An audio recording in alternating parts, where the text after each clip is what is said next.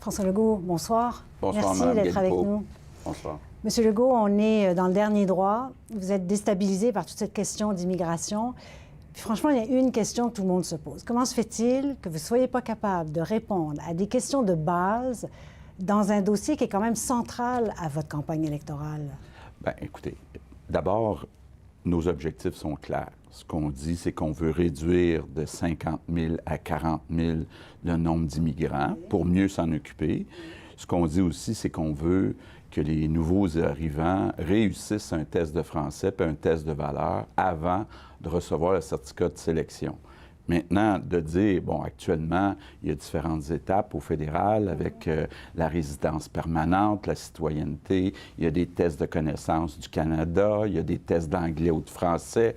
Bon, il y a une mécanique, mais ce qui est important, c'est de comprendre c'est quoi l'objectif. Oui, mais c'est vous qui proposez de renégocier, au fond, cette entente avec Ottawa.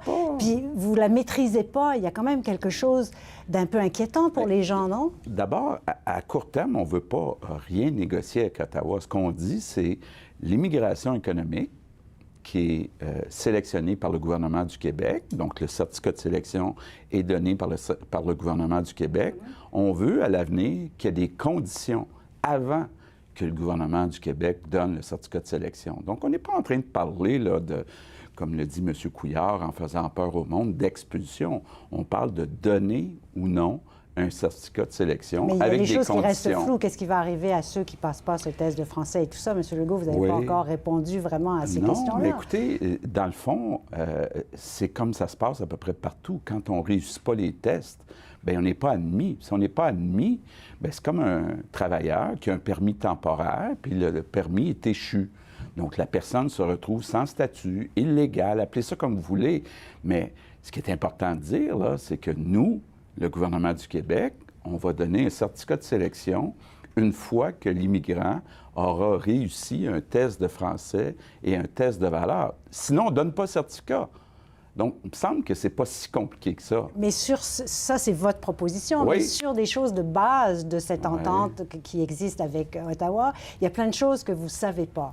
Est-ce que vous reconnaissez quand même que c'est un peu, ça peut être un peu dérangeant pour les gens, ou étonnant à tout le moins? Bien, écoutez, effectivement, je ne pense pas que la majorité des Québécois sachent à quel moment il y a un test de français ou d'anglais, combien de points ça donne, le test de français ou d'anglais. On sait qu'actuellement... Les questions étaient plus simples que ça, M. Legault. Ce n'étaient pas des questions si spécifiques. Non, je pense combien que de temps ça prend pour obtenir sa citoyenneté? Combien de temps il faut passer au Canada? C'est quand même des choses assez de base. C'est ça. Donc, on disait, avant d'avoir sa citoyenneté, il y a des enquêtes de sécurité, mais il faut aussi avoir sa résidence permanente. Dans certains cas, pas toujours, depuis 3 ans. Je pense que les Québécois comprennent bien que ce qui est important, c'est de dire, avec un gouvernement du Québec à l'avenir, d'abord, combien il va en avoir d'immigrants? Parce qu'actuellement, on en perd 26 des immigrants qui quittent le Québec dans les 10 premières années. Donc, c'est 13 000 sur 50 000. Donc, si on arrive à bien intégrer 40 000, au total, on va en avoir plus en emploi que la situation actuelle. C'est ça qui est important. Là, il y a des nouveaux chiffres qui ne sont pas tout à fait cela, mais ce n'est pas une guerre de chiffres que je veux faire avec vous. Mais disons que vous voulez baisser les seuils d'immigration. L'immigration, c'est intimement lié, on le voit en ce moment au Québec, avec la pénurie de main-d'œuvre.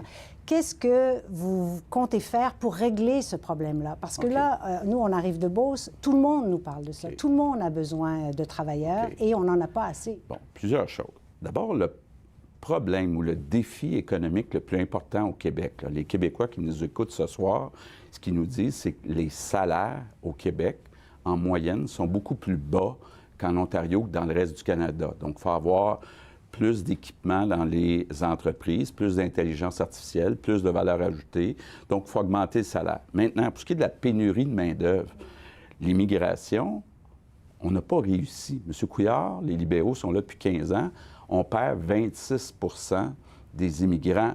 Puis le taux de chômage, après 5 ans, est de 14,1 Donc, il y a un problème, là. Mais c'est maintenant qu'on en a besoin. Les entrepreneurs à qui on parle et qui disent on est obligé de fermer certains jours de la semaine, on perd des contrats parce qu'on manque de main-d'œuvre, c'est maintenant, c'est tout de suite. Qu'est-ce que vous faites à court terme? Mais là, vous parlez de la Beauce. les libéraux, depuis 15 ans, ont à peu près pas réussi à ce que des immigrants choisissent d'aller vivre en région. Donc, c'est un échec. Le fait qu'on en perde 26 qui quittent pour une autre province, c'est pour deux raisons essentiellement. Ils ne trouvent pas d'emploi parce que mauvaise reconnaissance des diplômes, mauvaise reconnaissance des acquis. 58 des immigrants l'année dernière ne parlaient pas français. C'est difficile de se trouver un emploi quand on arrive ici puis qu'on ne parle pas français. Donc, il y a des changements à faire à notre modèle d'immigration. Mais qu'est-ce que vous répondez à ces entrepreneurs qui sont pris en ce moment et qui disent il ne faut pas baisser les seuils d'immigration, on en a besoin?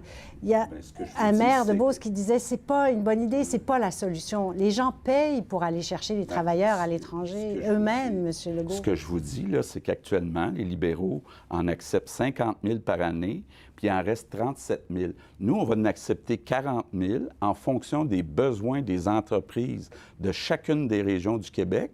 Ça va être mieux pour les immigrants. Ça va être mieux pour les entreprises. Il va en avoir toute proportion gardée, moins à Montréal, plus dans les régions où il y a des entreprises qui cherchent de la main-d'œuvre, mais aussi, il faut augmenter les emplois mieux payés. Au Québec, là, on a beaucoup d'emplois à 12-15 de l'heure, mais on n'a pas assez d'emplois à 30-40 de l'heure. C'est pour ça qu'on reçoit de la péréquation. C'est pour ça qu'on est moins riche que l'Ontario. Puis l'écart de richesse du Québec avec l'Ontario n'a pas bougé depuis 15 ans. Donc, les libéraux n'ont pas réussi à attirer des investissements privés, à créer des emplois mieux payés. Si on veut attirer des immigrants, il faut aussi avoir des emplois de qualité à offrir. On a un problème de qualité d'emploi au Québec. Là, il y a toute cette question d'immigration, mais pas seulement ça. Dans le débat, on vous a vu, beaucoup d'analystes ont dit « Ah, il a quand même l'image d'un chef de l'opposition, disons encore. » Comment vous allez démontrer aux Québécois que vous avez l'étoffe d'un premier ministre? Aujourd'hui encore, on vous posait une question sur le Nouveau-Brunswick comme province bilingue au Canada. Puis vous saviez pas ça, non, vous n'aviez pas la réponse. Alors, y a pas de comment débat. vous allez démontrer ça? Qu'est-ce que vous devez faire? Il n'y a pas eu de débat en français au Nouveau-Brunswick. C'est malheureux parce qu'effectivement, c'est une province bilingue. Mais je reviens d'abord à l'équipe. Hein? Quand les gens parlent de mon cadre financier, le trésorier de la Banque nationale est un de nos candidats. Le premier vice-président de la Caisse de dépôt est un de nos candidats. On a Marguerite Blais pour s'occuper des aînés. On a Jean-François Roberge, un enseignant extraordinaire qui croit, comme moi, que ça prend la maternelle 4 ans, comme en Ontario, pour augmenter nos taux de diplomation. Donc, une bonne équipe autour de vous. On a une équipe à la santé pour bien gérer, parce que le docteur Barrette a tout centralisé, puis les gens n'ont pas de médecin de famille qui est disponible quand ils sont malades. Donc, ils sont obligés d'aller engorger les urgences. Donc, il faut changer la gestion du réseau de la santé. Moi, je pense que j'ai une équipe formidable de gestionnaires, de gens d'économie, de gens d'éducation. Puis c'est ça, les préoccupations des gens. Puis c'est pas vrai que la question de l'urne va être seulement autour de l'immigration. Les gens ont des préoccupations en éducation, en santé, trouvent qu'ils n'ont pas beaucoup d'argent dans leur portefeuille. Nous, on propose 2 400 $ par enfant, une nouvelle allocation familiale jusqu'à l'âge de 17 ans. M. Couillard ne propose pas ça. Alors, on va vous souhaiter une bonne fin de campagne, M. Legault. Merci beaucoup, Mme Galipeau.